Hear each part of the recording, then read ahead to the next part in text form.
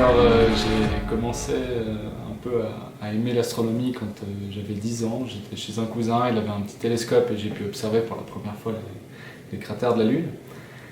Et ça m'a un peu attrapé. J'ai été projeté dans l'astronomie, mais c'est resté un peu de côté jusqu'en 2015. En 2015, j'ai acheté mon premier télescope. Depuis mon balcon, j'ai pu observer les galaxies, les nébuleuses, etc. C'est des nuits entières à essayer de choper une galaxie.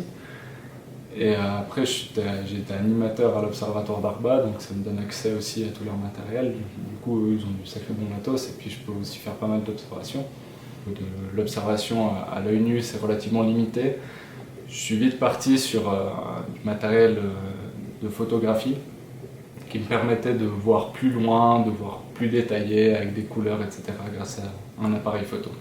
L'avantage avec l'astronomie, c'est que dans l'univers, il y a toujours quelque chose, il y a toujours plus. Dans le ciel, déjà à l'œil nu, on peut observer à peu près 6000 étoiles. Il y a des milliers de nébuleuses, il y a des millions de galaxies dans le ciel, rien que dans le ciel du Nord.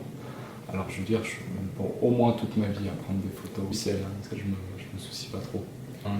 Ça s'est fait sur 5 ans, j'ai beaucoup travaillé, je travaillais l'été, durant toutes les vacances. À 18 ans, j'ai reçu de l'argent. Je dépensais de manière progressive pour améliorer mon matériel. Et de fil en aiguille, je me suis retrouvé avec un dôme dans le jardin.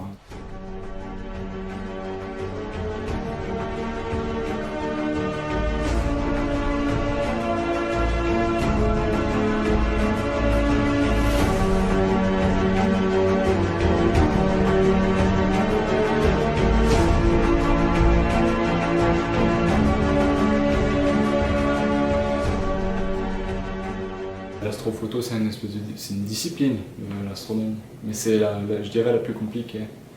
Et moi, je suis plus astrophotographe, je fais plus d'observation visuelle. Celle-là, elle m'a pris 4 mois. Ça, c'est 100 heures d'exposition, réparties sur 26 nuits.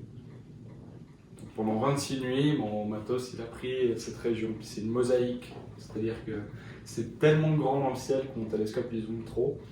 Du coup, c'est découpé en 4 x 5 images. Il faut encore empiler les images, du coup j'en ai 60 photos empilées, du coup il faut encore x 60, ça fait 1200 images empilées dans cette photo.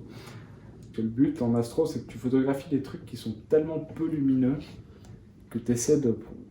Chaque photon qui touche le capteur, il faut l'enregistrer. Les appareils photo, devant le capteur, ils ont, ça s'appelle une matrice de Bayer, c'est tu as un pixel rouge, un pixel bleu, un pixel vert et un pixel vert. Sauf que, imagine, de ta nébuleuse, il arrive un photon rouge, il touche le vert, il est perdu. Parce qu'il faut avoir la chance que la lumière, elle tombe sur le bon pixel. Le but, c'est vraiment de jouer sur la luminosité, les courbes, les couleurs. C'est là que je choisis les couleurs. Là, tu vois que ça, c'est l'original, ça, c'est celle que j'aimerais qu'elle soit. Ça, c'est juste... je sélectionne le rouge et j'aimerais qu'il soit un peu plus bleu. Je sélectionne le vert, j'aimerais qu'il soit un peu plus jaune. Et puis au final, il y a des trucs comme ça.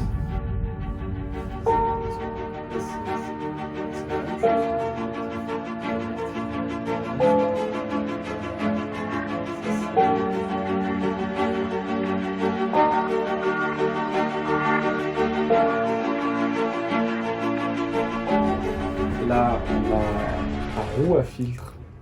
En fait, là-dedans, il y a 7 filtres.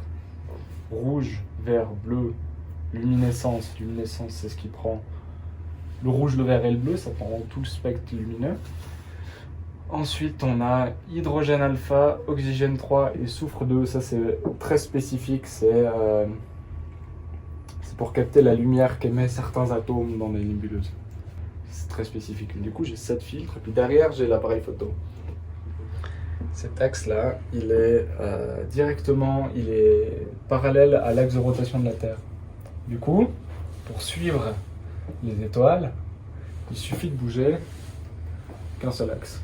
Du coup, oui, j'ai appris en essayant. D'un coup, j'arrive pas, je regarde sur Google vite fait, je règle 2-3 trucs, je réessaye.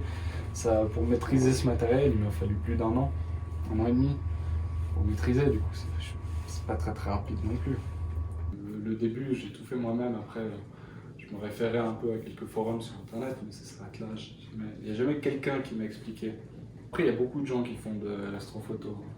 Du coup, ça commence à pas mal se démocratiser, il commence à y avoir pas mal de logiciels vachement bien, puis pour des amateurs. J'ai eu des connaissances, j'étais mis en relation avec des personnes qui aimaient bien l'astro dans la région. Notamment un gentil monsieur qui habite Vérossa et qui, lui, il fait comme moi de la photo, de l'astrophoto, mais à un autre niveau. Lui, il a déjà reçu quelques prix de la NASA pour ses photos, etc. Le site, lui, il est venu très naturellement du fait de partager mes photos. Et la boutique, c'est venu du fait que les gens ils commencent à me demander des tableaux. Après, je les peaufinais. Lors de ma première exposition, j'ai vraiment fait la boutique de sorte à ce que ce soit facile d'acheter, etc. pour vendre un peu mes produits. J'ai aussi sorti conjointement avec ma petite amie, on a fait les deux, un livre Astrovinch où il y a toutes mes photos, beaucoup d'explications.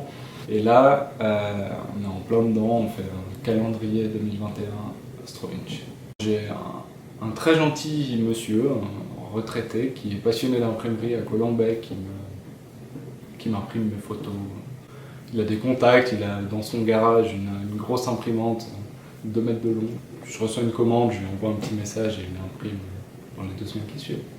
Le 16 novembre 2019, à Champlan, il y a un ami de mes parents qui a une cave. On discutait un peu les deux, puis je dis ouais, j'aimerais bien faire une expo. Il me dit alors tous mes murs ils sont pour toi, tu fais vraiment comme tu veux. Et du coup j'ai imprimé 10 photos et on a un peu arrangé pour tout mettre dans la cave, et après on a fait un vernissage où il y a eu plus de 100 personnes et c'est vraiment assez impressionnant.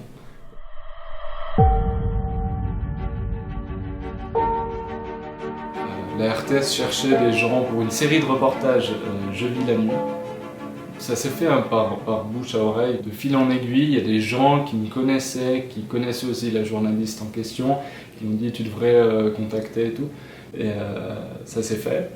Il y a eu beaucoup d'aventures, mais ça s'est fait.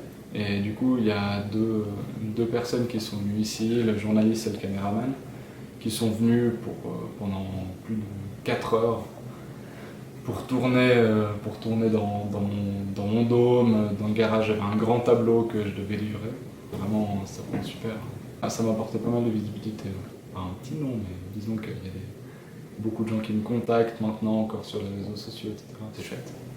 Premier truc qui arrive tout bientôt, c'est le marché de Noël de Sion.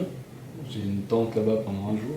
Je fais aussi des projets photos un peu plus conséquents. Là, je vais me concentrer sur la constellation d'Orion. C'est le projet que j'étais censé commencer hier soir, mais qui s'est pas très bien passé.